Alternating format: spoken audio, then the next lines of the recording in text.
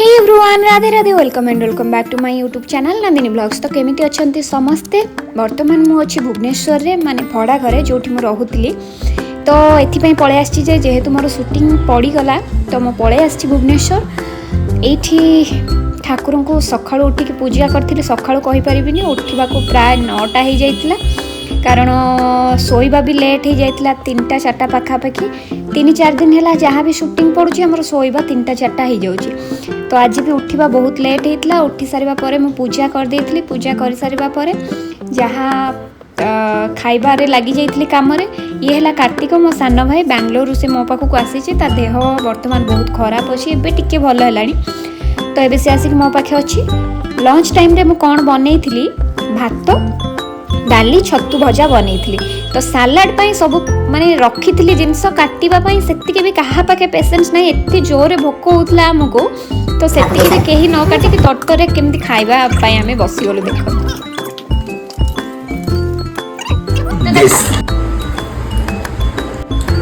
माना बढ़िया था, बहुत बढ़िया आज भला आइची।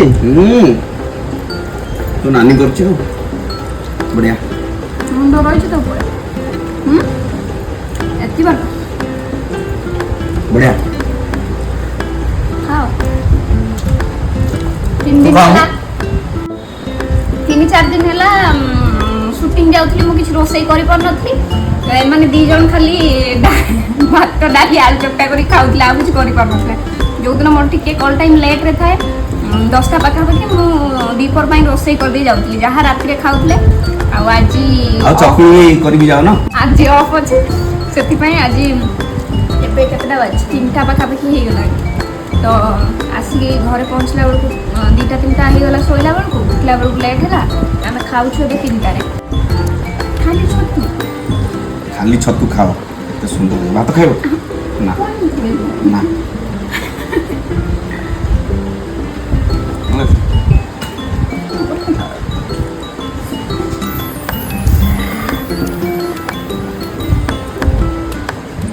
नथिला मोर चगला चगला उड़ुथिला एने तेणे। हाँ मने नीला तो जणे। हाँ एमिति नेला मो मन को मने केमिति कुह को जाने।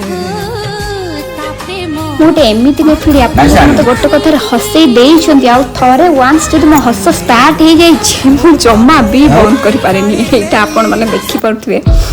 तो बहुत जो माने बहुत बहुत हसंती, माने हस को कंट्रोल कर पारंतनी। आम आडे ताको नेफिड़ी कोंती, आपण काडे कोन कोंती मु जानिनी। अवश्य कमेंट माध्यम रे आपण जणी दे। तो बस 3 थरो छतु खाइ सारलोनी। मोरो देसी डाली अछि छतुटा, किंतु एते बढ़िया हैछि जाबले कि मते से 3 थर दे सालेनी। मु ताको 3 थर पूरा माने हाथ चाटी खाइ सालेनी। आ थरटे दरकार होछि, आ थरटे दे दबो आ नाही। टाटा बाय बाय गाइस, देखा बा गोटे मिनी ब्लॉग रे, फ्रेश ब्लॉग रे। सेते पर्यंत रहिली, लव यू ऑल। ना।